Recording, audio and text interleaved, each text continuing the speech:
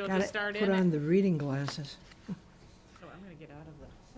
Okay, all right. All right. Okay. Good evening and welcome.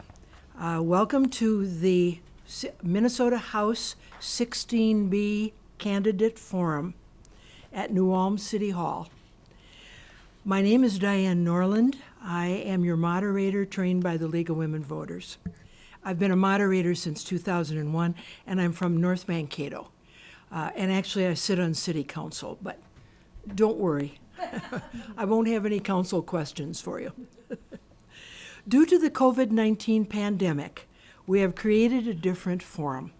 This forum is broadcast live tonight on New Ulm Cable Access TV, NewCat, YouTube, and radio station KNUJ.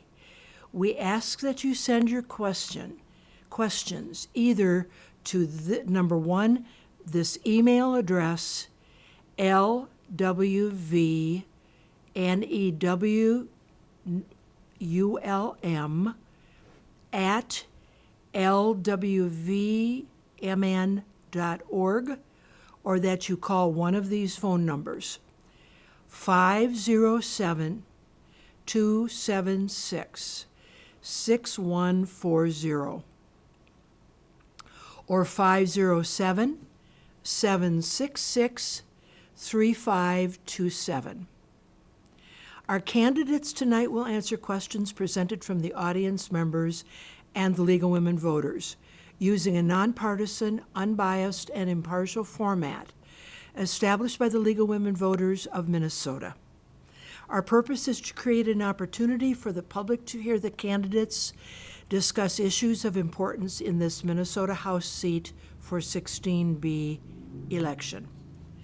Our audience tonight includes those listening on KNUJ Radio or watching on YouTube or New Ulm Community Access Television.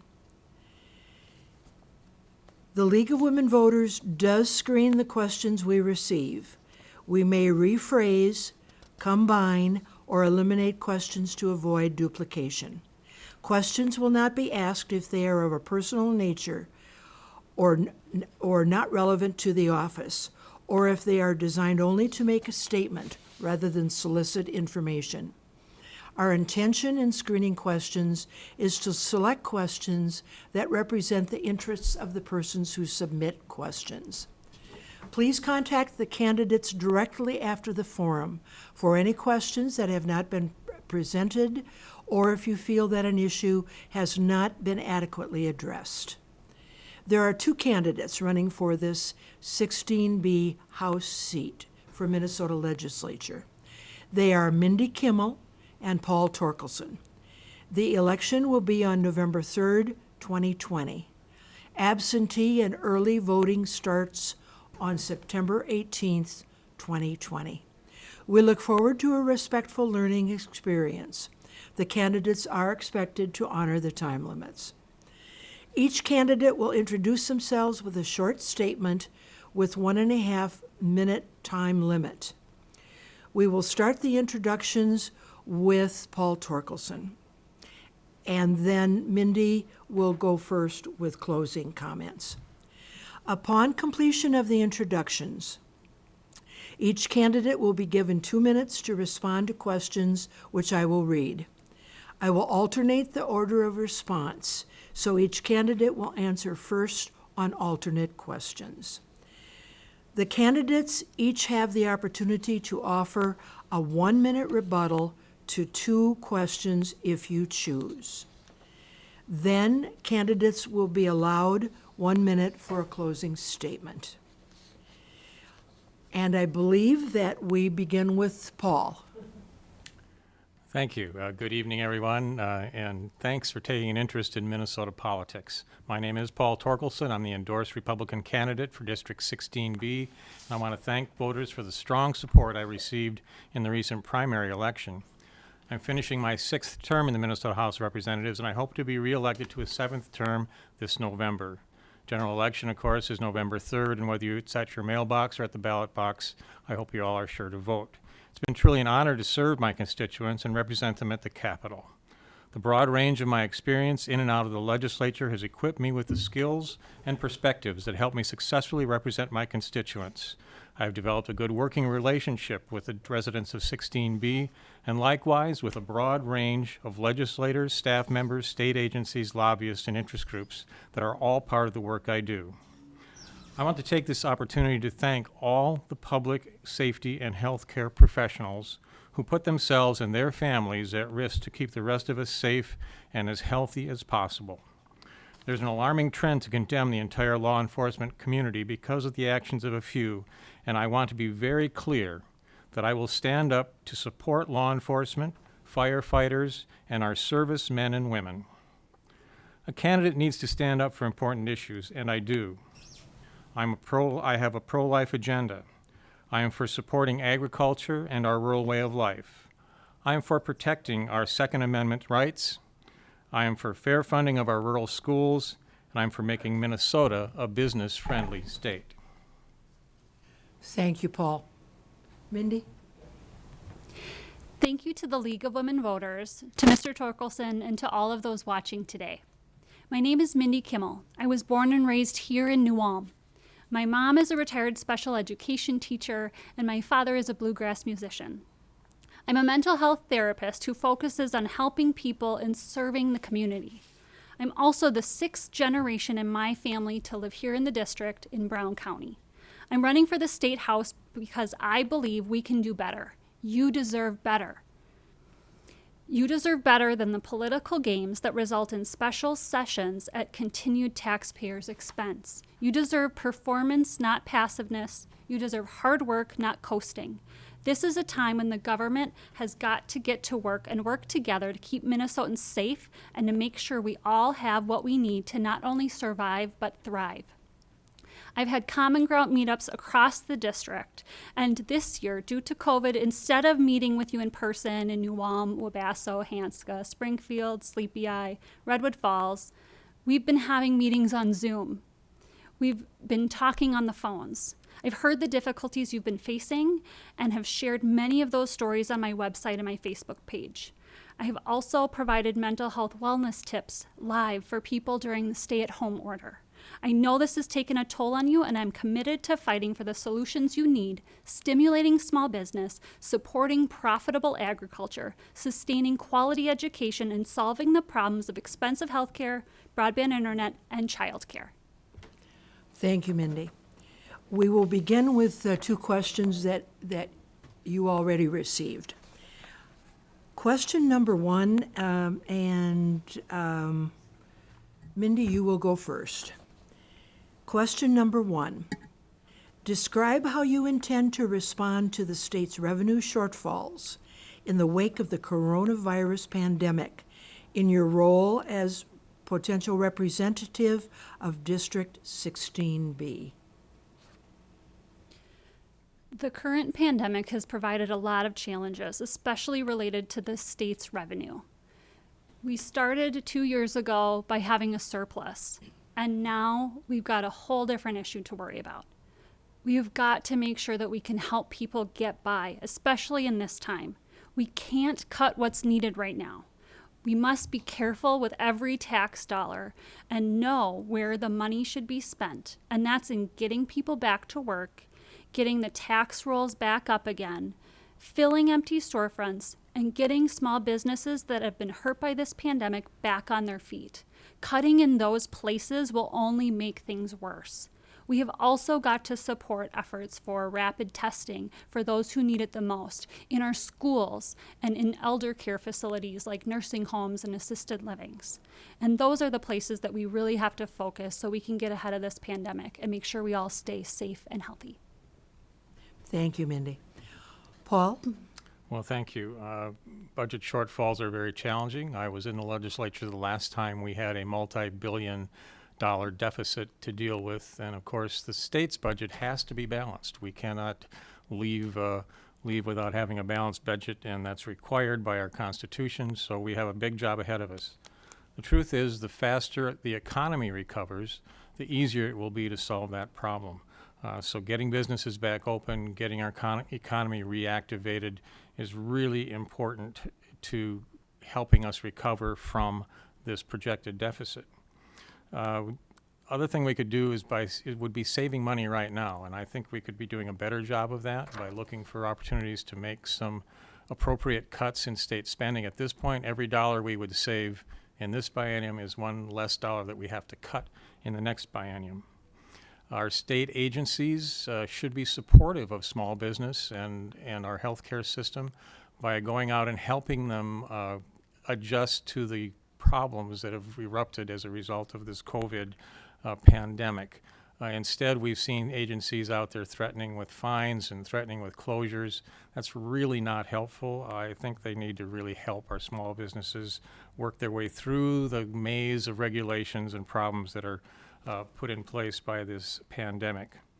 And some of these regulations just seem unnecessary. So I would encourage the governor to do everything he can to keep this economy moving, get it moving again so that it's not stalled out. We did have a little bit of good news today in that revenues were a few $1 million ahead of projection. There was a new projection made in May that was pretty dismal, but today's projection I think was about $200 million revenue above forecast. So that's a good sign. I hope that continues and that unemployment goes down quickly. Thank you, Paul. The second question that you received: what legislation or policy do you believe should be implemented or changed to help our state weather all aspects of the COVID-19 pandemic? And we will start with you, Paul. Well, thank you, Daya. This has been a very challenging time, as I think everyone knows. We've all been affected by this pandemic. We've all had issues to deal with, and it's going to continue to be challenging. It's not going away quickly. I think we've seen this disease is kind of a sneaky one. People can be infectious without knowing it, and it can spread very quickly in certain situations. On the other hand, there are parts of our state where there's very little infection, and the shutdown has really hurt certain businesses and certain functions. The original models that the governor used projected, the first model projected 74,000 fatalities in Minnesota. They redid that. A second projection projected 22,000 fatalities. We're nowhere close to that, and I don't think we'll get anywhere close to that. I think we've learned to deal with this disease fairly effectively, not perfectly. We're going to continue to have issues, but there's lots of things that could be done to open the economy at the same time as we protect those that are most vulnerable. We've seen an alarming number of deaths, especially in our nursing homes and our long-term care facilities. Part of that was self-inflicted because we sent infected patients back into our nursing homes. I don't think that ever should have happened.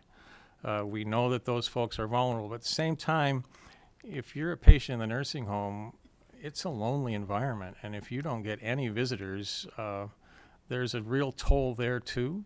If you don't get a chance to see your family and interact in some fashion, that can be debilitating and hasten your demise, frankly. So it's a balancing act. We need to do everything, as I said earlier, to open this economy back up. Thank you, Paul. Mindy, what legislation or policy do you believe should be implemented or changed to help our state weather all aspects of the COVID-19 pandemic? I think the new policies need to focus on those who have been most impacted by the pandemic: businesses, schools, healthcare workers, and the folks living in assisted livings, nursing homes, and members of the elder community. Specifically related to businesses is there's things that we can do at the state level to support the challenges that small businesses in our community have been experiencing. Continuing to support things like paycheck protection programs to keep people employed, continuing to provide unemployment support for workers who've been furloughed and laid off, as well as loans and grants and programs to help our small businesses stay afloat during the pandemic. Related to schools, we've got to support the schools with funding so they can stay safe and healthy. Things like rapid testing, PPE, even providing hotspots, Chromebooks, the technology that our students need to be distance learners. And that goes along with the need for rural broadband. If they can't get connected, they can't do their schoolwork. And their parents also can't work from home. For the healthcare community, we've got to continue to support them with the necessary PPE. I also think in order for people to access the healthcare they need, we've got to support an affordable healthcare for all, regardless of their income or employment status. When people were laid off and furloughed with this pandemic, many of them also lost their employer-sponsored healthcare, and we have got to have a healthcare system that works for all people.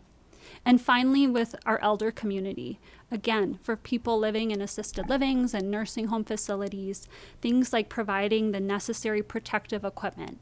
Many of those facilities in our community have what they need now, but if they have a positive result, they're going to go through those supplies very quickly.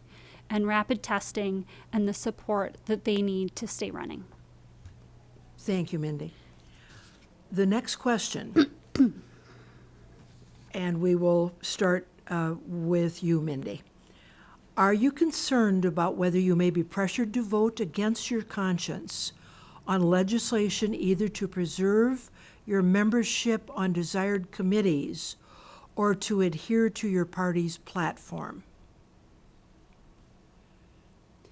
I think that that's a very important question because often parties have positions that maybe we as community members and as voters don't necessarily agree with every single issue on their platform. And I think the most important thing as a representative of 16B is to represent the interests of the voters of this community. And I have done that by having common ground meetups across the district, Zoom meetings, we've been phone banking, and growing up here, living here, graduating from high school here. My family is from here. I care about what happens here because my roots are here. And I think that that's most important, is regardless of party platform, is to stand with the community and support the issues that are most important to them. Affordable health care, rural broadband, quality education. All of those are so important. And I hope that as people continue to get to know me on the campaign trail, that if they have issues that are important to them, they'll continue to reach out to me and let me know, because I really care about those issues that are important to the people who live here. My conscience is a very important thing. My parents have raised me to stand up for what I believe, and what I believe is that you all deserve better and that we can do better, and you deserve a representative who will listen and who will stay in touch so that you can continue to have those concerns raised at the Capitol. Thank you, Mindy. Paul, are you concerned about whether you may be pressured to vote against your conscience on legislation either to preserve your membership on desired committees or to adhere to your party's platform? Well, thank you for that question. I vividly remember when I first got elected some 12 years ago now to the legislature, talking to one of my mentors who said to remember the 3 C's, conscience, constituents, and caucus, and remember them in that order. You have to listen to your conscience. You can't ignore that. But you also have to listen to your constituents, and at the end of the day, many times you have to work within your caucus to be effective. It's not easy, frankly. It's challenging. And when a ballot or a bill comes to the House floor, you've only got a green button and a red button. You don't have a maybe button. So you have to make choices. But those choices should be guided by those 3 C's, conscience, constituents, and your caucus. There's lots of pressure at the legislature. Pressure from all sides, pressure from the opposition, pressure from your caucus, pressure from lobbyists, pressure from your constituents, pressure from your family, even once in a while. And you have to deal with all that. You have to take it all in, and you have to, at the end of the day, do what you think is best for your district. And I believe I've done that. I believe that my values reflect the values of my district well. I have a strong agricultural background, and ag is still very important to this district. I have a strong faith, and faith is important to this district. I have a strong family, and family is important to this district. So, yeah, it's challenging. It's not easy. And politics is real when it comes to the legislature. You have to manage it, and you have to deal with it. I believe I've done that effectively. Thank you, Paul. The next question, and Paul, you will go first with this one. What can the legislature do to improve the economics of small farming? There are opportunities in small agriculture. I was just reading an article today about vegetable growers in the Pine Sands doing well, but there's also a need for large farms. If we're going to feed all the people in the world and all the people in the state, we need to produce a lot of food. So I believe that there should be an environment where both can thrive, both small and large. We do have a number of programs in place already that help small farmers and beginning farmers, and I believe those are important. And the regulatory environment is also critical to how farming moves forward in this modern age. You know, we've seen technology change so much in the way that we farm. At the same time, I've seen farmers markets thriving all across the state.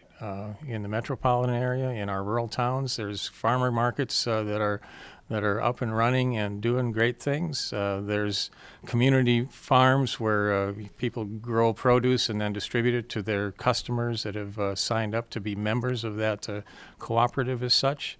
All those things are valuable and important, and I hope that we maintain an environment where all of those different types of agriculture can survive and thrive. Thank you. Mindy, what can the legislature do to improve the economics of small farming? COVID has really prevented farmers from making up for the losses they experienced from the tariffs of a couple years ago. There is a huge problem when farmers have been forced to make difficult decisions about destroying their produce and their livestock because they can't get it to market, or because it can't be processed, or because they're not going to make enough money to continue to feed those animals. And I think that there is a huge problem when food is being destroyed and people are going hungry. And there are more people accessing food shelves and food banks than there have been in many, many years. I think that that shows a huge rift in the leadership that it takes to really solve some of these problems locally. I think many of us saw those pictures of piles of produce or piles of hogs that occurred in Minnesota and across this nation when meat processing plants shut down. And I think we have got to come together and work together. And it starts by listening to the farmers. What do they need to have profitable agriculture? As well as working together with the Department of Ag to figure out how can we feed people with this excess food that's available, but we just can't get to them for one reason or another. We can figure this out. This is a problem that can be solved. Farmers also need affordable health care. Farmers also need to be compensated for the buffers, for that land that was taken out of production. I also would support farmers having the right to repair their own farm equipment. And I also support tax reform that accounts for the decreased land values and bases the property taxes on production capacity. Okay. Thank you. Thank you, Mindy. The next question, and we will start with Mindy. How will you ensure that there is broadband internet for rural families, farmers, and small businesses in District 16B? Rural broadband has been even more essential during COVID. And this is an issue I talked about 2 years ago when I ran as well. The funding is available for rural broadband. We just haven't tapped into it. The state goal for all Minnesota homes and businesses to have high-speed internet, that goal was 2022, and we are not close to that yet. I think that it's important that everyone have access to the internet. It supports innovation, it supports business, it allows rural communities to thrive by using technology to even assist agriculture with precision to know where they can grow their crops, what they need to use on their fields. I think that it's important for businesses and farmers to have access to the 21st century innovations so they can continue to grow and prosper. Most of the district is underserved or unserved when it comes to rural broadband internet. The exceptions are often within the city limits of places like New Ulm, Redwood Falls, Sleepy Eye, and Springfield. But for the rest of the community, they don't have the speeds necessary to safely work from home. Parents have to make difficult choices about whether they want their children to go to school in person or do hybrid or do distance learning. And those choices are even more complicated when they do not have broadband. This is an essential service that municipalities should be allowed to take over and expand as it serves their community. Okay, thank you, Mindy. Paul, how will you ensure that there is broadband internet for rural families, farmers, and small businesses in District 16B? Well, thank you. We've been making steady progress, maybe a little slower than we'd like, but steady progress in offering broadband services to all parts of Minnesota. It's expensive. The sparser the population, the more expensive it is to connect each individual member. I had the privilege of attending a ribbon cutting of sorts just last week in rural Brown County, where New Ulm, New Vera now is connecting another set of homes to fiber optic. And so each of those projects is a step in the right direction. We're seeing technology change quickly. We've seen satellite internet improving steadily. What the future holds, I don't know, but I do agree that broadband service and broadband connections are critical to our education system. They're critical to remote learning and doing business from home. And I continually run into folks that surprisingly are doing international work from someplace in rural Minnesota. So it's not universally available, but we are making steady progress. It's been a priority of the legislature to continue to fund the expansion of broadband. I hope that continues. I have to say, I was on the phone earlier today in my car, hands-free in my car, and my phone stopped, as it does every once in a while. I kind of know where those spots are, but I forget where they are. So, rural broadband is important, but I'd also like to see my cell phone work wherever I go in the state of Minnesota, and that's not the case right now. I don't have to go too far from New Ulm to find a spot where my phone goes dead. So technology access is important, and it's important to all of us. Thank you, Paul. And you will start with this next question. What can be done to improve access to mental health services in rural Minnesota? Well, we're learning as we've walked through these crises, especially the pandemic and the other crises that we're involved with, that mental health is a big issue. And probably more of a problem than we've realized in the past. Our understanding of what mental health means and how it can cause problems in persons' personal lives we're gaining a better understanding of that. And so mental health is a hot topic that I hope we can address more effectively. We've learned that many of the people that are imprisoned in Minnesota and across the country are suffering from mental health issues. And understanding that should give us the opportunity to help them and get them out of prison. It's very expensive to house somebody in any of our prisons across the country. Getting them out and as a functioning member of our society would be a blessing to all of us. So I hope we can continue that work. I don't profess to be a mental health expert, but I do support and understand that mental health and the health of all citizens, mental health of all our citizens is important. The only caution I would throw up is a financial one. What can we afford, and how can we do this, help these mental health issues in a fashion that we can afford? Thank you, Paul. Mindy, what can be done to improve access to mental health services in rural Minnesota?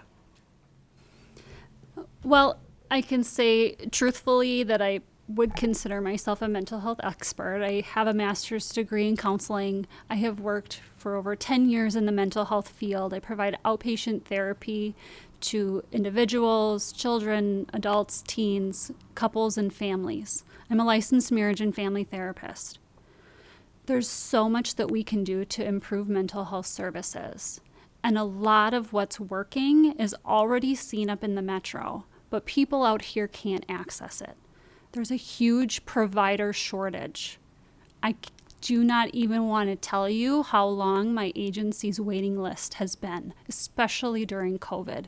People are really struggling with their mental health related to layoffs, related to financial pressures, related to the stay-at-home order, related to their inability to socialize in the way that they're used to hug their friends and family. And if we want to deal with that provider shortage, we've got to continue to support things like loan forgiveness for mental health professionals coming to underserved areas. Things like the Yellow Line program, like they have in Mankato, which responds to crisis and triages people to get them the right service and reduce their incarceration. I can tell you it costs a lot to put someone with a mental health crisis in jail because they cannot get them into a hospital or a psychiatrist or a therapist. And that is happening in our community. I also support law enforcement, but I know from my conversations with those officers in this community that they do not want to convert any more jail cells to padded cells. They do not want to respond to the mental health crises our community is facing because we do not have enough resources or providers. Thank you, Mindy. The next question, and Mindy, we will start with you. There is a child care shortage in our region. What is your plan to increase access to quality, affordable child care? Childcare is another ongoing issue for our community. I think that there's huge childcare needs statewide, but I think Greater Minnesota feels it immensely. There continue to be closures of in-home childcare, which leaves families without enough options to get all of their kids in. I have heard that there's a 1-year waiting list for infant childcare, which means you must know before you become pregnant where your child is going to receive their infant child care. The math doesn't add up. I think the first thing we've got to do to resolve the child care crisis is to have continued conversations with those people who are involved in working in child care. That's why I have a forum scheduled for next week.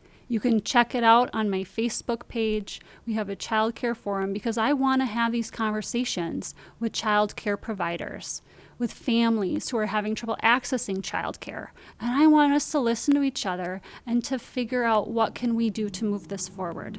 The startup costs are high. The inspections take weeks. There's not enough continuing ed classes locally. These are just a few of the issues I've already heard about related to childcare.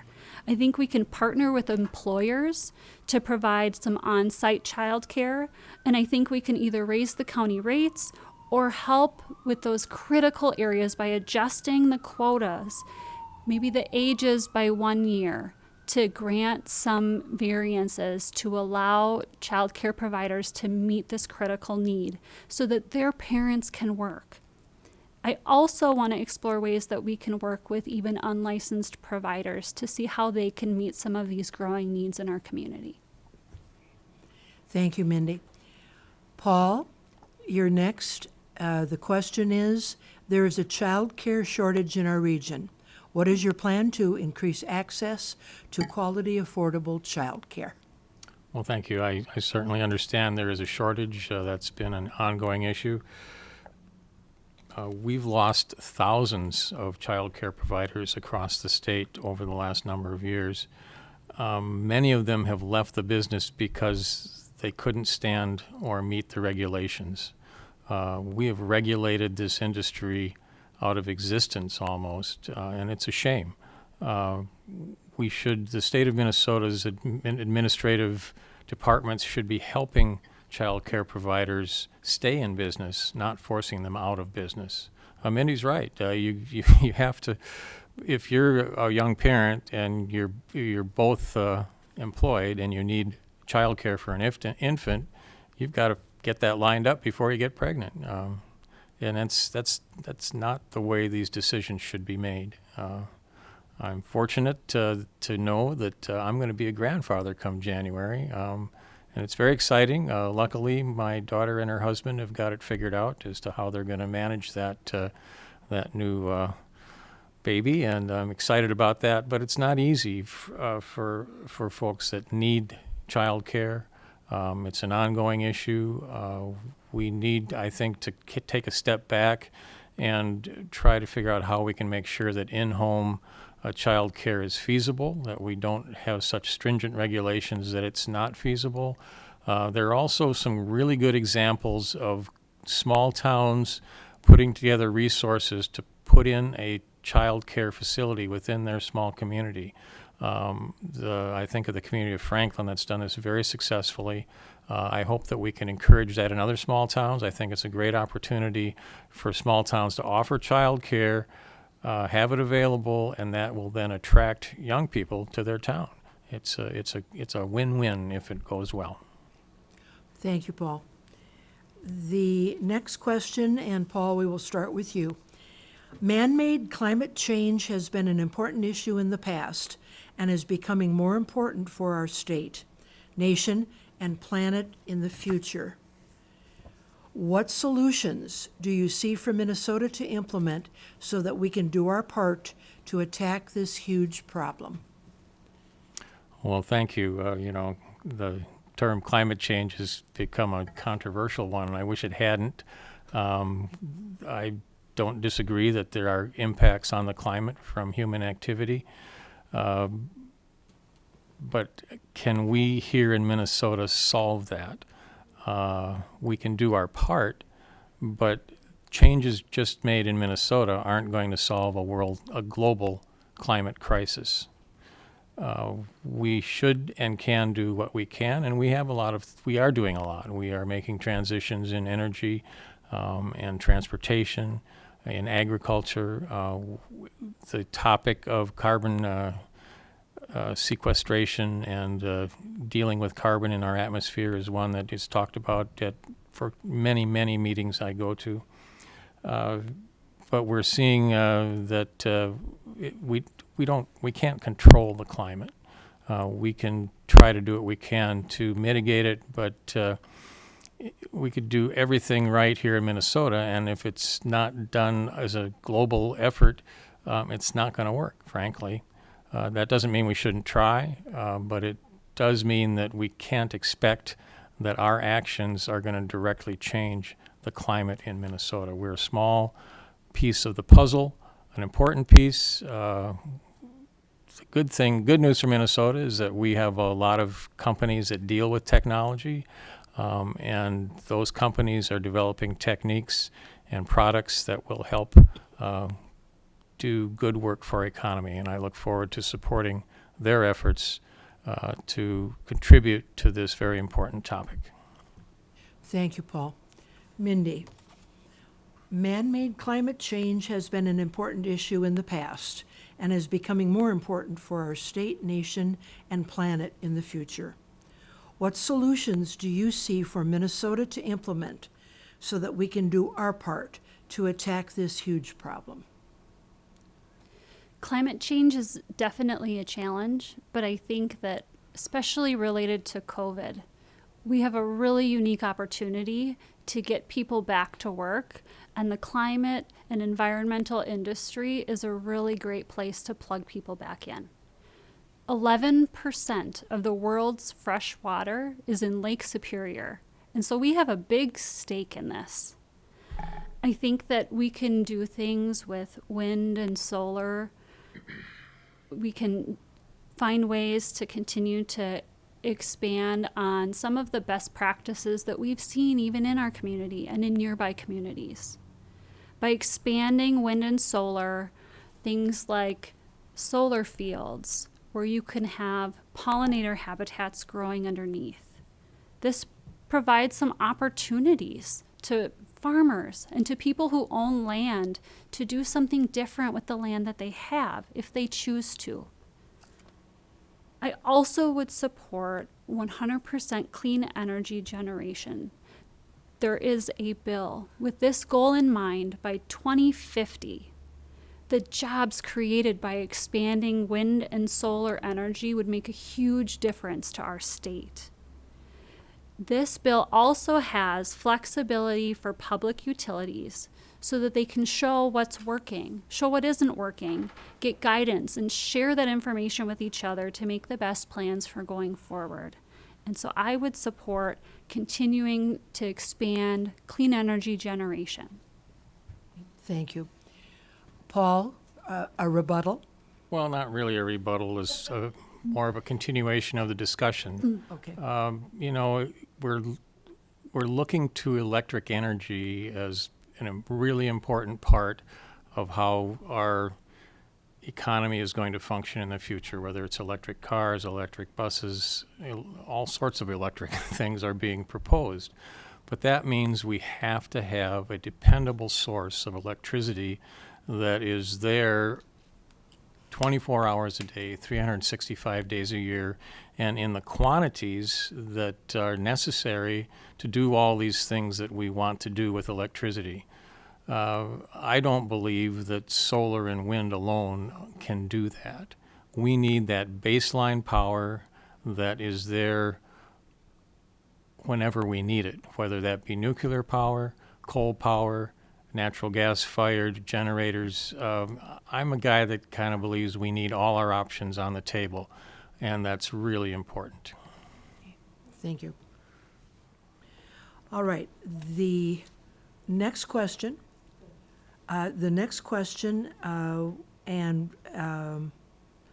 Mindy, we will start with you.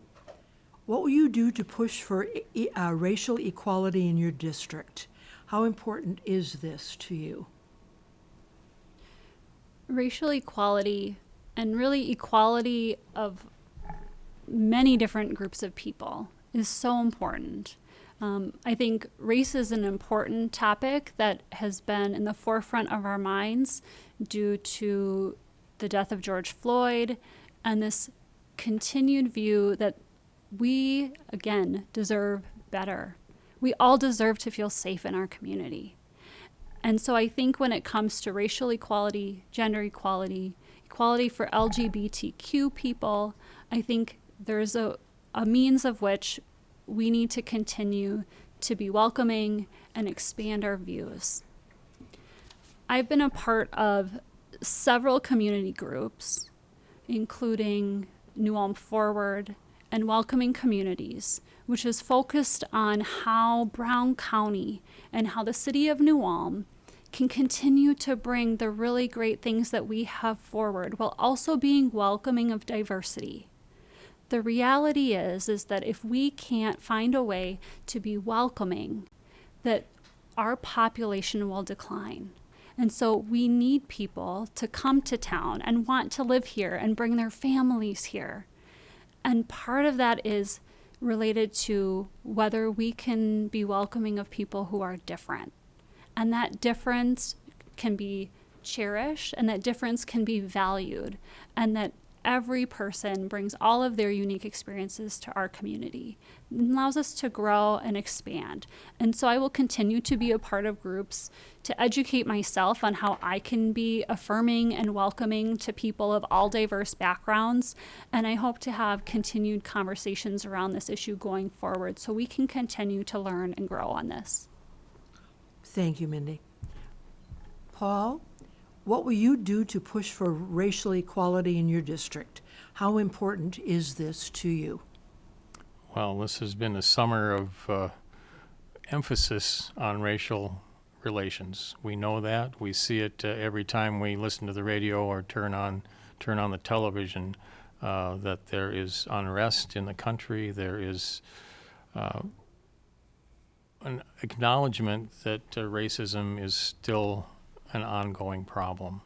and it's been emphasized by the riots. I don't support violence. I don't support destruction of property, whether it be personal property or public property.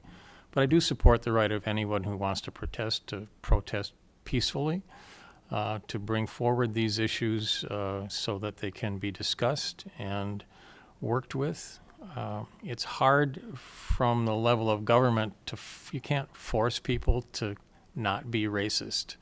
They have to learn that racism is an issue in their lives and that they need to develop the skills and understanding to deal with it. We can encourage that with some of our policies, and I believe we in the United States do a pretty good job of having that goal in mind. Reaching the goal is challenging, but we have made a lot of progress over the years. Things have changed. There's more change that needs to come, and this current crisis, I think, may help us move in the right direction. I realize it's not a racial issue, but I can't help but think that just 100 years ago, women couldn't vote. And of course, blacks couldn't vote. So we've made progress. We're not there. The world may never be perfect, but there is a recognition that this is a real issue within our society. Thank you, Paul. The last question, and I was told to mention that there are many, many questions, too many for us to work with. So the folks out there who don't hear their question are encouraged to contact both of you, Paul Torkelson and Mindy Kimmel. So please do that. So this is the last question. And we will start with Paul. How can you use your influence as a local state representative to protect state funding for local nonprofits who serve the disabled community in New Ulm? Well, it's been a recent challenge. I was just at one of our facilities here in New Ulm before the last special session, and funding was running short. Luckily, we did get the legislature to move forward with some short-term funding from the CARES money that has come from the federal government to prop things up, but that's going to have to be readdressed sometime soon. I haven't been in conversation with them in the last week or two, but I'm certainly well aware that that's a real challenge. Serving the disabled community in my district it's the invisible industry. There are many facilities here in New Ulm. There are many facilities in Redwood Falls that employ a lot of people and take care of a lot of people. And I'm very well aware of how important it is and how dependent they are on the maze of federal and state funding and regulations that affect them, and I'm always willing to work with them and do anything I can to make sure their issues are brought forward to the state legislature and addressed as best we can. Thank you, Paul.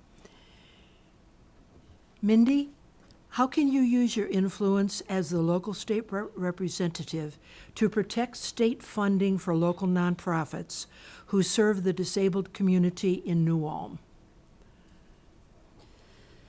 First, I want to say that while I was in graduate school, I also worked for a group home where I too was a staff providing care for people with disabilities. That I understand how difficult that work is to be a caregiver, and I understand how underpaid they are for the level and quality of work that they provide. So first, I want to say thank you. I think that it's really important that as a society, we understand that we are judged by the way we treat those most in need. And I think we owe it to our community to treat those most in need with the utmost respect and care. Whether that's disabled people who are returning home to live with family members, and family members who are really stuck about how do they provide the care necessary. Do they quit their job? to stay home as a caregiver unpaid? Do they hire a PCA to come in and aid their family member? Do they go into a group home or a facility? These are really difficult choices.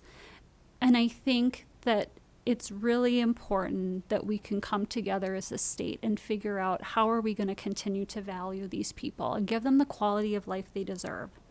People with disabilities, along with the elder community, have been greatly affected by COVID. Many of them, again, can't go out into the community or can't come into close contact with people. And I think that it's really important that we continue to have these conversations with these stakeholders, supporting the nonprofits that are doing this important work and doing whatever we can to increase caregiver pay. Because I think that that's essential in supporting this important work. Thank you, Mindy. And now we have come to the end of our time. Because Paul was first with opening remarks, Mindy will be first with closing remarks, 1 minute apiece. I want to say thank you again for tuning into the forum and for those who participated today for hearing our perspectives. We were able to cover several topics around agriculture, rural broadband, mental health, childcare, climate change, and racial equality. We were not able to discuss some other important issues, like the issues in the bonding bill that my opponent voted down. He voted down $23 million for agriculture, $700,000 for the Redwood County Veterans Cemetery, flood mitigation, German Park Amphitheater, Greater Minnesota Child Care, and even $100 million for water infrastructure for waste and drinking water. And these are important issues that I wish we had had more time to talk about. My opponent will tell you about his experience as a legislator, but I think 12 years is long enough. I support term limits because our legislator is out of touch. You deserve better. Performance, not passiveness. Hard work, not coasting. Whether you're voting from home, via mail ballot, early voting, or at the polls, now is the time to get things done. That's why I, Mindy Kimmel, hope to earn your vote on or before November 3rd. Thank you, Mindy. Paul? Well, thank you. First, I'd like to thank the League of Women Voters for hosting tonight's forum. I'd like to thank Diane for doing a fine job of moderating. It's not an easy job. I'd like to thank my opponent for an informative discussion. I also want to express my heartfelt appreciation for the opportunity to represent you in St. Paul. Because of COVID-19, this campaign is going to be different than we have seen in the past. But should I prevail, I look forward to serving you in the years ahead. During my time in the Minnesota House, I've worked hard to rein in wasteful spending within state government, allow you to keep more of what you earn, preserve your liberties, protect your Second Amendment freedoms, and fight for the rights of the unborn. I work to unite, not to divide.